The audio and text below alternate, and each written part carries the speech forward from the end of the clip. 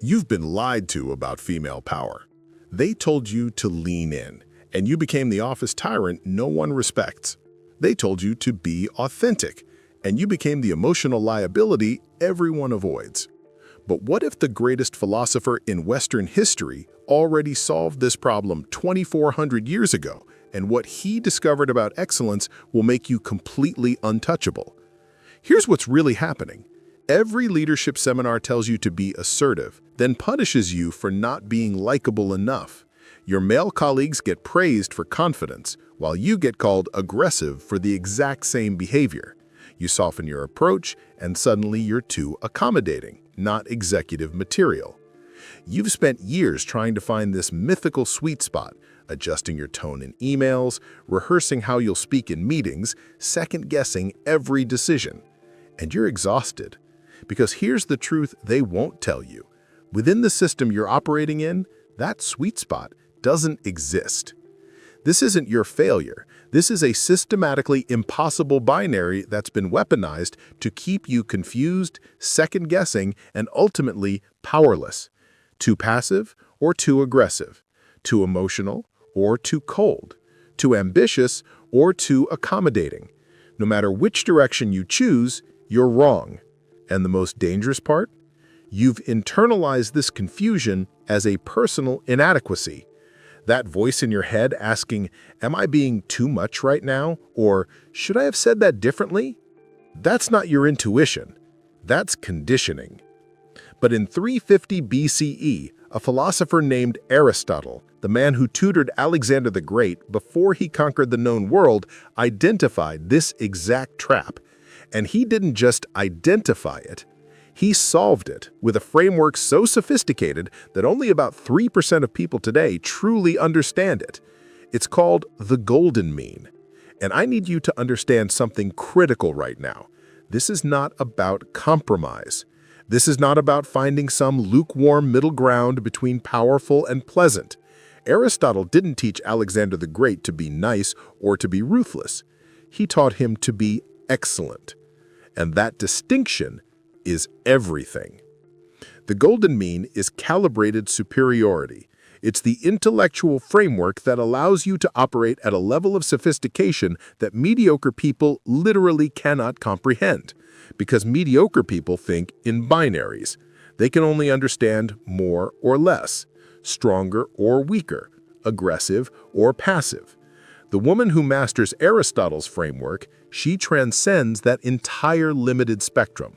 She becomes untouchable because she's playing a different game entirely. This framework is documented in Aristotle's Nicomachean Ethics, a text that has shaped Western philosophy for over 2 millennia. It's the foundation of virtue ethics, an entirely different approach to human excellence that doesn't rely on rules or outcomes, but on character and calibration. And here's what makes this particularly powerful for you right now. This wisdom has existed for 2,400 years, but it's almost never been properly applied to female empowerment. Until now.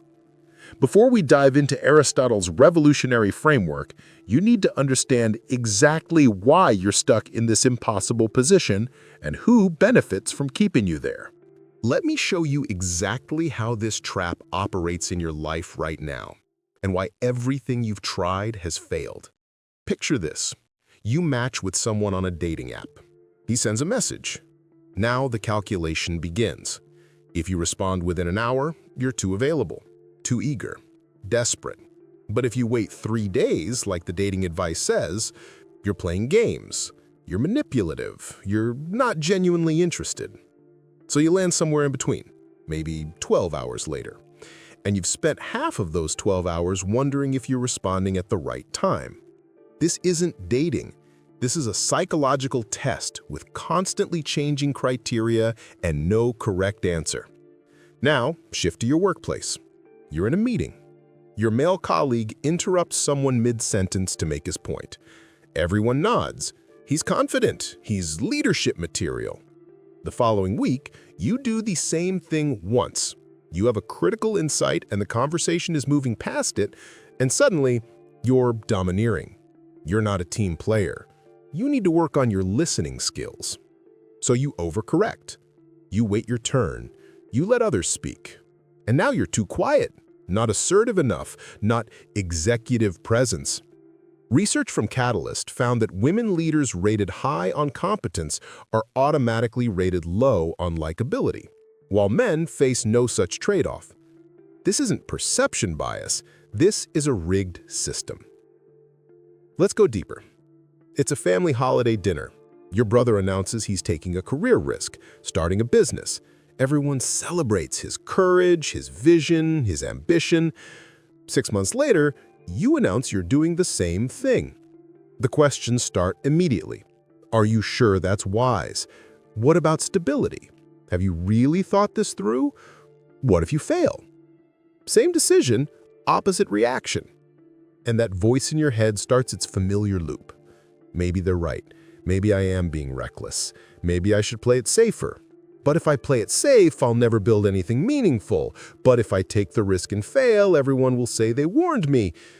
This internal paralysis isn't overthinking. It's a completely rational response to contradictory feedback that's been pummeling you since childhood. Here's what's actually happening in your nervous system right now. This constant binary trap creates a specific cycle. Overthinking leads to performance anxiety, which leads to actual mistakes, which confirms your internalized belief that you're somehow inadequate. But you're not inadequate. You're trying to solve an equation with no solution. You've spent years trying to find the sweet spot between assertive and likable, between ambitious and feminine, between confident and humble.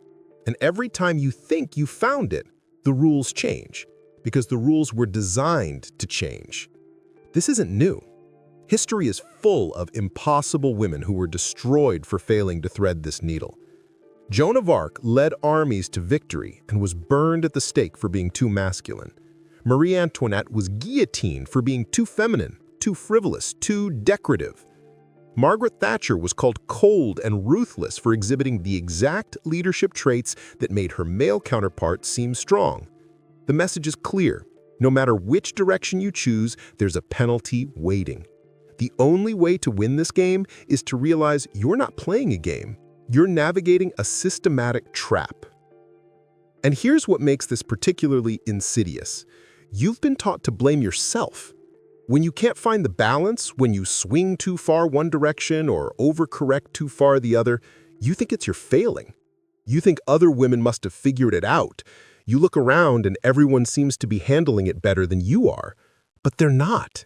They're just hiding the same exhaustion, the same constant recalculation, the same sinking feeling that no matter what they do, it's somehow wrong. We've all been here. This is the shared female experience that no one talks about because we've been conditioned to believe it's individual inadequacy rather than collective oppression. Most women spend their entire lives trying to solve this equation. They die never having realized that the paralysis they felt wasn't weakness.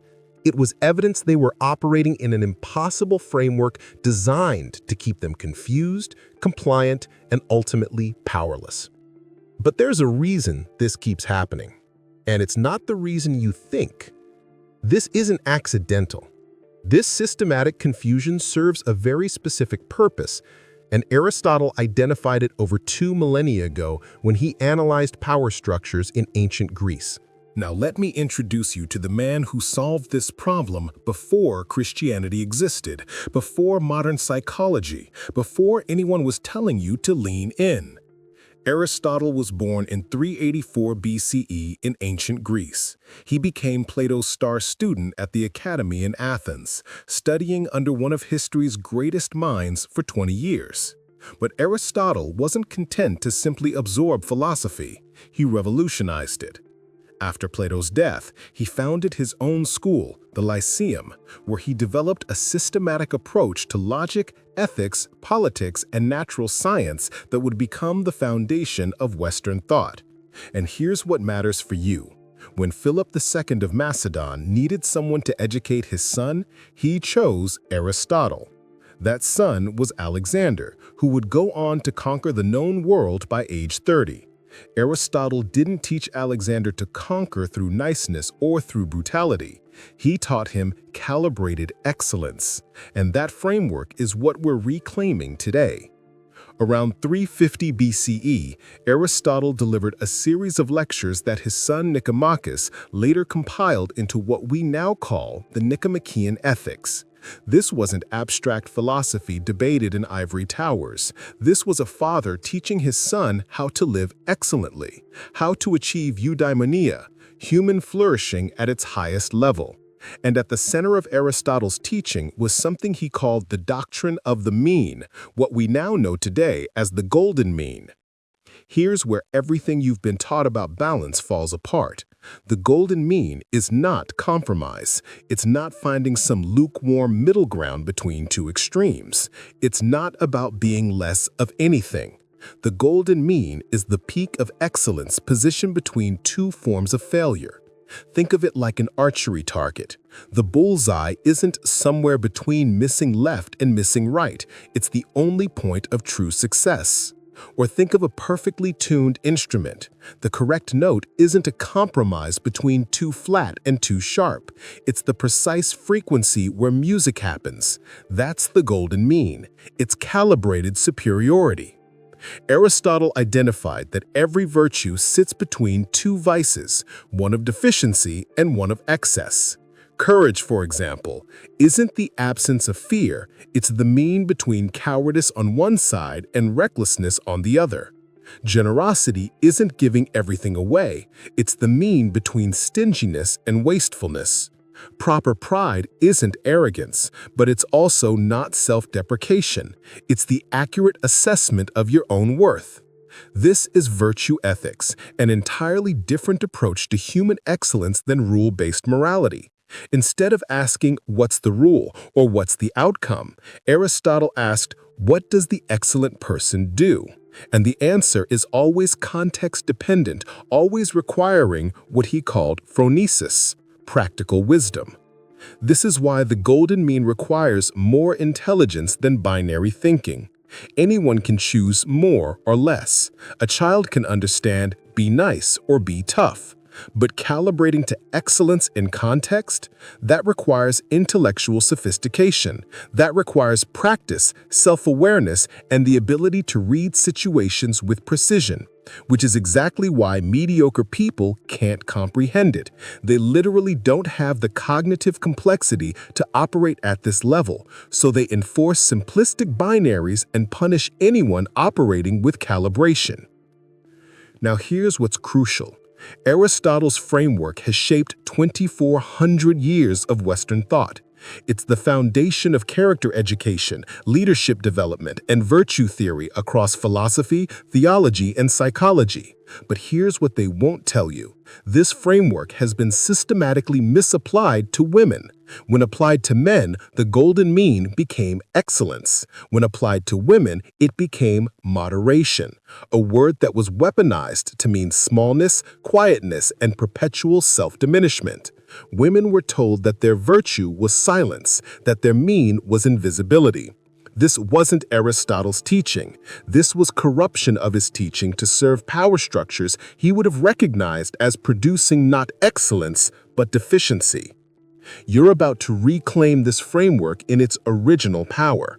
This isn't finding your middle ground. This is achieving peak performance between two failures. And you're operating at a philosophical level that most people will never access. So if balance isn't weakness or compromise, what exactly is it? And more importantly, why does it absolutely terrify mediocre people? Here's exactly how this works in the situations that matter most to your power, your relationships, and your peace of mind. Let's start with assertiveness, because this is where most women have been systematically trained into deficiency. On one end of the spectrum is passivity. People-pleasing, doormat behavior, saying yes when you mean no, swallowing your needs to keep the peace. On the other end is aggression. Domination, bulldozing over others, demanding your way without regard for context or relationship. Neither of these is virtue. The Golden Mean here is what Aristotle called megalopsychia, often translated as proper pride or greatness of soul. It's calibrated assertion. It's knowing your worth accurately and expressing it proportionally to the context. Here's what this looks like in practice. In a salary negotiation, proper pride means stating your value clearly, backing it with evidence, and holding your ground when you know your worth. It's not apologizing for asking, it's not softening your request with, "I'm sorry to bring this up, but..." That's deficiency. But it's also not making ultimatums when you have no leverage, or treating the negotiation as combat. That's excess. The mean is confident, evidence-based advocacy for your value. Now take that same woman to a family dinner where her mother criticizes her life choices. Proper pride here might look completely different, perhaps setting a calm boundary without escalating into a fight, or choosing strategic non-engagement. The context changes the calibration. Assertiveness at an 8 out of 10 in a negotiation might be a 4 out of 10 at a family dinner. This is phronesis, practical wisdom that reads the situation and calibrates accordingly. Now, let's talk about emotional expression, because this is where the double bind hits hardest. The deficiency is emotional repression. The woman who never shows feelings, who's robotic, cold, inaccessible. She thinks this makes her professional, but it actually makes her seem inhuman. People don't trust her because they can't read her. The excess is emotional volatility. Drama, manipulation through emotion, crying or raging in ways that make others responsible for managing your feelings. Both extremes lose respect and connection. The golden mean is appropriate emotional responsiveness. It's feeling your emotions fully, while expressing them proportionally to context. Imagine you're in a workplace meeting and someone takes credit for your idea. Emotional repression says you sit there silently, smile, and seethe internally for weeks.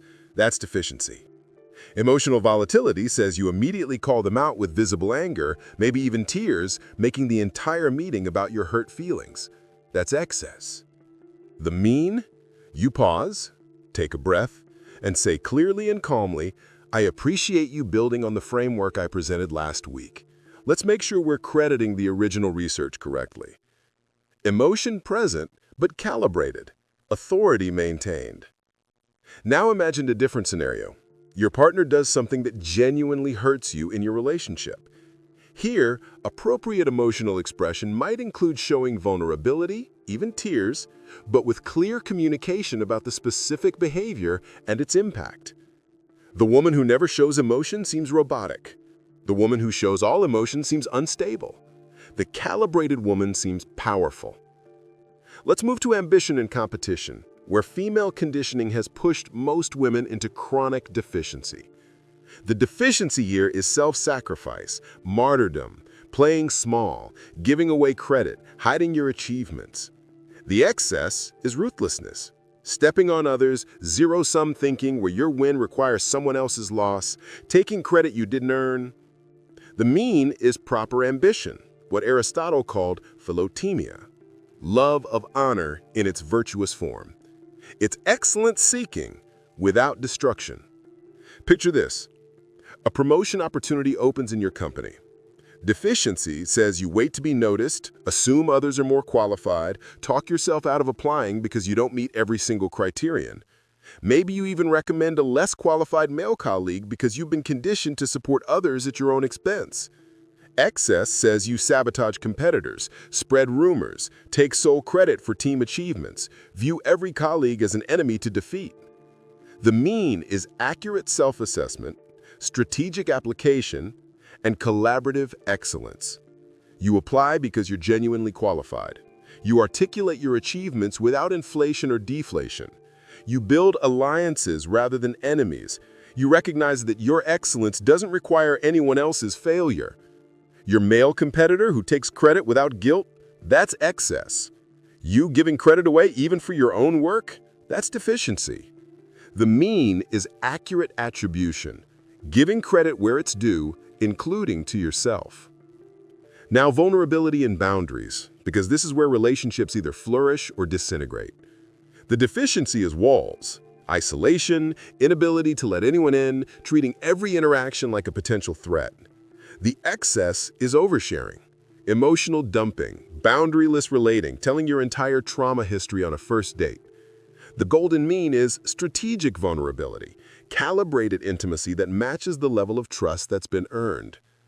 On a first date, oversharing your deepest wounds signals desperation and poor judgment. That's excess. Sharing absolutely nothing personal signals unavailability and emotional inaccessibility. That's deficiency. The mean is revealing something real, but proportional. A genuine interest, a meaningful experience, a value that matters to you while maintaining appropriate boundaries for someone you just met. Strategic vulnerability signals confidence. It says, I'm a real person with depth, and I'm secure enough to show you glimpses while we build trust. Now contrast that with a deep friendship of 10 years. Here, strategic vulnerability looks completely different. Walls would be deficiency. This person has earned deeper access. But even here, there's a mean, sharing authentically, while respecting that even close friends aren't therapists and can't carry the full weight of unprocessed emotion without reciprocity. Finally, independence and connection, where attachment theory meets Aristotelian ethics. The deficiency is codependence, losing your identity in relationships, neediness, inability to function without external validation. The excess is isolation, inability to accept help, lone wolf syndrome, treating interdependence as weakness. The golden mean is what psychologists now call secure attachment and what Aristotle would have called self-possessed connection. In a romantic relationship, codependence looks like changing your opinions to match your partner's, abandoning your interest for theirs, needing constant reassurance, making them responsible for your emotional stability. That's deficiency. Excess looks like refusing to compromise, maintaining separate lives to the point where you're more roommates than partners, rejecting vulnerability, treating any need as shameful weakness. The mean is interdependence, maintaining your sense of self while genuinely connecting, asking for support when you need it while remaining fundamentally stable, choosing partnership without requiring it for your identity. This is the woman who can be deeply in love while remaining deeply herself. Here's what's critical to understand. The mean changes based on context. This isn't hypocrisy. This is sophistication. Mediocre people operate in binaries because they lack the intelligence for calibration. They choose always assertive or always accommodating and apply it everywhere, regardless of context. This is why exceptional women seem to break all the rules. They're not following rules at all. They're practicing virtue, which means reading each situation with phronesis and calibrating to excellence. And here's the part that changes everything. This is a skill, not a trait. You're not born calibrated. Aristotle was clear about this. Virtue comes through habituation, repeated practice until excellence becomes your character. Every interaction is practice. Every conversation is calibration data. You will miss the mark. You will overcorrect into excess and undershoot into deficiency. That's not failure. That's how the skill develops. The woman who journals her calibration, who reflects on where she hit deficiency or excess and adjusts in real time, she becomes unrecognizable within months. Not because she's following rules, but because she's becoming excellent. Understanding the framework intellectually is step one. But Aristotle insisted virtue is a skill, not knowledge, which means implementation is everything. Here's exactly how to develop this calibration in real time. Aristotle was clear. Virtue isn't something you know. It's something you do until it becomes who you are. Here's your exact implementation system. First, the calibration journal. This is your primary tool for developing phronesis. After any significant interaction, a difficult conversation, a professional decision, a moment where you felt uncertain about your response, take 5 minutes to record 3 things. 1. What was the situation and context? 2. How did you respond? 3. Where on the vice spectrum did you land? Ask yourself honestly, was that deficiency, excess, or mean? Then, and this is crucial, write what the mean would have looked like in that specific situation, not in theory, but practically. What would you have said differently? What tone would you have used? What boundary would you have set? Over time, patterns emerge. You'll notice you consistently trend toward deficiency in certain contexts and excess in others. Your deficiency patterns reveal your conditioning. Your excess patterns reveal your overcorrection. This awareness is the foundation of calibration. Second, trusted mirror feedback. Identify 2 or 3 people who see you in different contexts, maybe a close female friend, a mentor, someone whose judgment you respect. Ask them specific questions. Do you notice patterns in how I respond to conflict? Where do I tend toward being too accommodating or too aggressive? When have you seen me at my most calibrated? This is not asking for general affirmation. This is requesting calibration data. Use their observations without shame or defensiveness. They're giving you information your blind spots prevent you from seeing. Female friends often see your deficiency patterns because they recognize the conditioning. Male perspectives sometimes catch your overcorrections. Both matter. Third, the pause practice. This is real-time calibration. Between stimulus and response, insert a moment of awareness. Someone criticizes you unfairly in a meeting. Before you react, pause. Ask yourself, what are the 2 vices here? Deficiency would be silent acceptance. Excess would be defensive attack. Where's the mean? Maybe it's a calm, factual correction without emotional escalation. Someone you're dating says something that triggers insecurity. Pause. Deficiency is pretending it didn't bother you. Excess is making it a relationship crisis. The mean might be expressing how it landed for you without assigning malicious intent. This starts as a conscious, effortful process. You'll feel the pause. But Aristotle understood habituation. Through repetition, conscious practice becomes automatic response. Within weeks, your nervous system starts calibrating before your conscious mind catches up. Fourth, context mapping. List your key life contexts: workplace, romantic relationships, family of origin, close friendships, social situations. For each context, identify what calibrated assertiveness, vulnerability, and emotional expression actually look like. Write it down. Assertiveness in a salary negotiation looks different than assertiveness with your mother at Thanksgiving. That's not hypocrisy, that's sophistication. This exercise gives you permission to context switch without the guilt that comes from thinking you should be one consistent way everywhere. Excellence is context-appropriate response. Now, the excellence audit. Every week, sit down for 15 minutes. Identify 3 moments where you operated from deficiency, 3 moments where you hit excess, and 3 moments where you found the mean. Write them down. This isn't self-criticism. This is athletic improvement tracking. You're training calibration like an athlete trains a physical skill. Over weeks, you'll see the ratio shift. More means, fewer extremes. Track this progress. Celebrate it. The woman who journals her calibration for 90 days becomes unrecognizable in the best way. Here's your timeline expectation. Noticeable change in 30 days. Significant transformation in 90 days. Aristotle said we become brave by practicing brave acts. You become calibrated by practicing calibration. This isn't about never making mistakes. You will overshoot into excess. You will fall back into deficiency. That's not failure. That's calibration data. Every mistake teaches you where the mean actually lives in that specific context. Within 3 months, you'll instinctively know where the golden mean is in any situation. It becomes who you are. This framework will change everything: your relationships, your career trajectory, your entire experience of power. But only if you actually implement it. Here's what happens next. You now understand something that 98% of women and 100% of mediocre people will never comprehend. You have the framework that Aristotle taught to kings, applied to your relationships, your career, and your personal power. You're no longer trapped in the impossible binary that's kept women confused and powerless for generations. You understand calibrated excellence.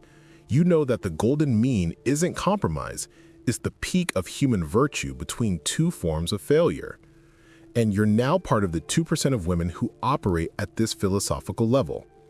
The women implementing golden mean calibration right now, today, will be completely unrecognizable in 90 days. They'll walk into rooms differently. They'll set boundaries without guilt. They'll express ambition without apology. They'll command respect without demanding it. That transformation starts with implementation. So here's what I need you to do. First, comment below with your biggest breakthrough from this framework. I read every single one, and your insight might be exactly what another woman needs to hear today. Second, share this with one woman in your life who's exhausted from trying to thread the impossible needle between too much and too little. And third, subscribe, because next week we're diving into Marcus Aurelius on emotional sovereignty, how Stoic philosophy creates unshakable inner power. You're not learning to be less, you're learning to be excellent. Welcome to the sisterhood of calibrated women. Ancient wisdom, modern power, unstoppable you.